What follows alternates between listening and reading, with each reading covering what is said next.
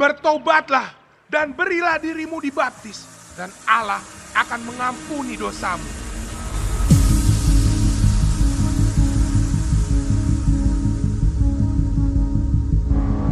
Siapakah engkau? Aku bukan Mesias. Kalau begitu, siapakah engkau? Elia? Bukan, Engkaukah nabi yang akan datang? bukan. Siapakah engkau? Akulah suara orang yang berseru-seru di padang gurun. Luruskanlah jalan Tuhan, seperti yang telah dikatakan Nabi Yesaya. Shalom, saudara dan saudari. Apa kabar? Admin doakan kita semua baik-baik saja, tentunya atas berkat pimpinan Tuhan. Amin. Bertemu lagi kita di channel ini untuk mendengar lagi firman Tuhan yang pastinya sesuai apa yang dikatakan Alkitab. Nah, video kali ini kita akan mendengar kisah seorang tokoh Alkitab, yaitu Yohanes Pembaptis. Bukan Yohanes Kekasih ya, karena Yohanes Pembaptis dan Yohanes Kekasih berbeza. Yohanes Pembaptis adalah seorang nabi, manakala Yohanes Kekasih adalah Rasul Yesus yang telah menuliskan 5 kitab perjanjian baru. Mari kita lanjut. Pada zaman Herodes, Raja Yudea, adalah seorang imam yang bernama Zakaria dari rombongan Abia. Istrinya juga berasal dari keturunan Harun, namanya Elisabet. Keduanya adalah benar di hadapan Allah dan hidup menurut segala perintah dan ketetapan Tuhan dengan tidak bercacat. Dari antara orang-orang yang setia di kalangan orang Israel yang telah lama menantikan kedatangan Mesias, bangkitlah seorang pelopor bagi Kristus, atau sang pembuka jalan, atau lebih dikenali perintis jalan. Imam Zakaria yang sudah tua dan istrinya Elizabeth, keduanya adalah benar di hadapan Allah. Mereka tidak mempunyai anak sebab Elizabeth mandul. Zakaria tinggal di seluruh pergunungan Yudea, tetapi ia telah pergi ke Yerusalem untuk bekerja seminggu lamanya dalam bait suci. Pada suatu kali, waktu tiba giliran rombongannya, Zakaria melakukan tugas keimaman di hadapan Tuhan. Ketika diundi sebagaimana lazimnya untuk menentukan imam yang bertugas, dialah yang ditunjukkan masuk ke dalam bait suci dan membakar ukupan di situ. Asap dupa bersama doa orang Israel sedang naik di hadirat Allah. Sementara itu seluruh umat berkumpul di luar dan sembahyang. Waktu itu adalah waktu pembakaran ukupan. Maka tampaklah kepada Zakaria seorang malaikat Tuhan berdiri di sebelah kanan mezbah pembakaran ukupan.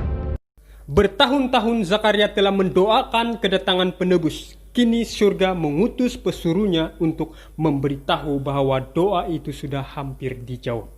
Malaikat itu menyapa Zakaria dengan jaminan yang menggembirakan hati. Tetapi malaikat itu berkata kepadanya, "Jangan takut, hai Zakaria, sebab doamu telah dikabulkan, dan Elisabet istrimu akan melahirkan seorang anak laki-laki bagimu, dan haruslah engkau menamai dia Yohanes. Engkau akan bersuka cita dan bergembira, bahkan banyak orang akan bersuka cita atas kelahirannya itu, sebab ia akan besar di hadapan Tuhan. Dan ia tidak akan minum anggur atau minuman keras, dan ia akan penuh dengan Roh Kudus mulai dari rahim ibunya. Ia akan membuat banyak orang Israel berbalik kepada Tuhan Allah mereka. Dan ia akan berjalan mendahului Tuhan dalam roh dan kuasa Elia, untuk membuat hati bapa-bapa berbalik kepada anak-anaknya, dan hati orang-orang durhaka kepada pikiran orang-orang benar, dan dengan demikian menyiapkan bagi Tuhan suatu umat yang layak baginya."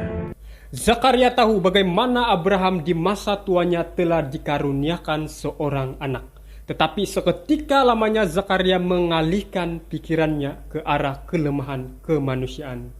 Ia lupa apa yang dijanjikan Allah, bahwa Allah sanggup melaksanakannya. Zakaria telah menyatakan kebimbangan akan perkataan malaikat itu. Ia menjadi bisu dan tidak dapat berkata-kata hingga perkataan itu digenapi.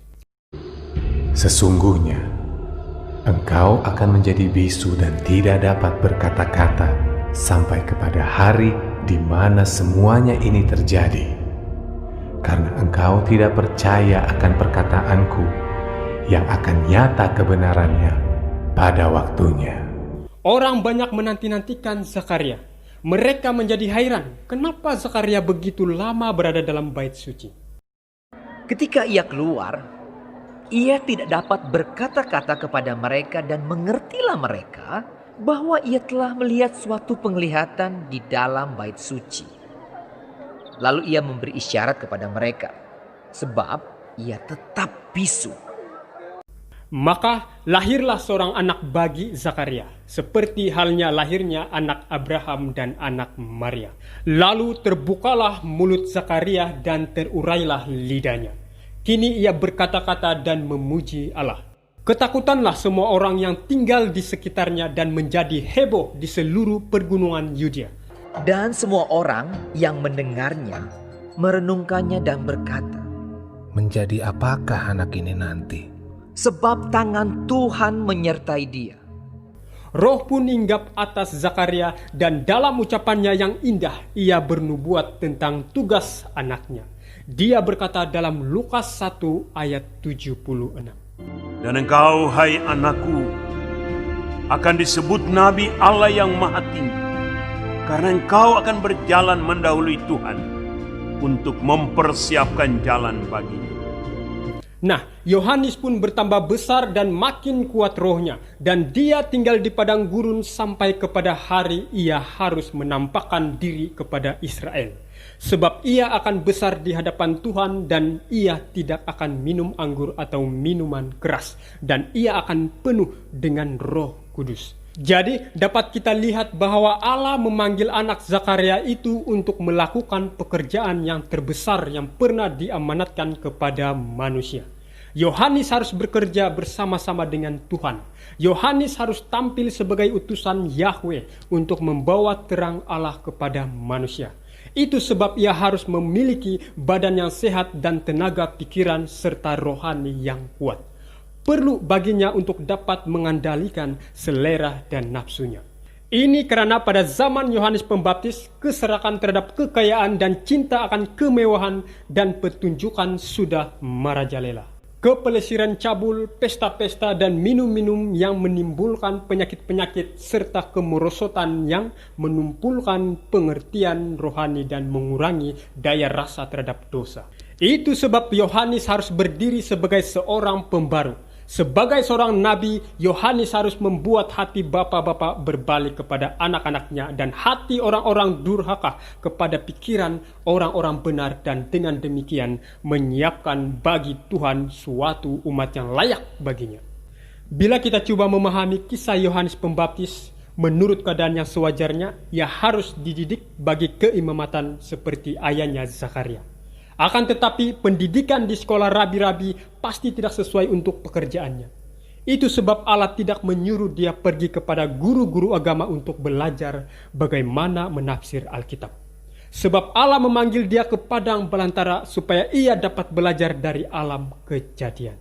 Kini dia pun berada di suatu daerah yang sunyi ia tinggal, di antara bukit-bukit yang tandus, jurang-jurang yang dalam, dan gua-gua batu. Tetapi adalah kemahuannya sendiri untuk meninggalkan segala kesenangan dan kemewahan hidup demi disiplin yang keras di padang belantara. Di sana keadaan di sekelilingnya sesuai bagi kebiasaan-kebiasaan kesederhanaan dan penyangkalan diri. Pakaian Yohanes adalah seperti pakaian nabi-nabi purbakala, yaitu pakaian yang diperbuat dari bulu unta, diikat dengan sebuah ikat pinggang kulit. Ia memakan belalang dan madu hutan yang terdapat di padang belantara itu, dan minum air jernih yang datang dari bukit-bukit. Ini mengingatkan kita pada zaman Elia, di mana dia juga memakai pakaian bulu dan ikat pinggang kulit. Dalam 2 Raja-Raja 1 ayat 8. Nah, berbicara tentang makanan Yohanes yaitu belalang. Ada beberapa orang mengatakan bahwa makanan itu adalah belalang jenis serangga. Dan ada juga yang mengatakan jenis buah belalang. Mari kita lihat Imamat 11 ayat 22. inilah yang boleh kamu makan dari antaranya. Belalang-belalang menurut jenisnya, yaitu belalang-belalang gambar menurut jenisnya, belalang-belalang kunyit menurut jenisnya, dan belalang-belalang padi menurut jenisnya. Keempat serangga yang terdaftar di imamat biasanya digunakan sebagai makanan di zaman kuno. Bahkan sekarang juga ada beberapa yang masih memakannya.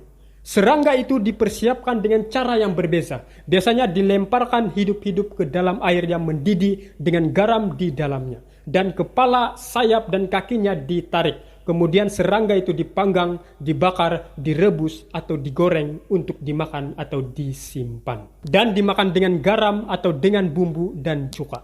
Apakah belalang-belalang tersebut yang dimakan Yohanes? Belalang ternyata bukan hanya serangga, tetapi juga ada jenis tanaman belalang. Di daerah Israel ada jenis tanaman belalang yang disebut honey locust. Bentuknya seperti kacang kapri, tetapi agak besar. Biasanya buahnya setelah kering diambil bagian pinggir polongnya untuk menjadikan serbuk. Dari serbuk tepung itu dibuatlah sejenis makanan. Jadi, apakah ini mungkin makanan Yohanes? Alkitab tidak mengatakan secara detail apakah makanan Yohanes itu jenis serangga atau jenis tanaman.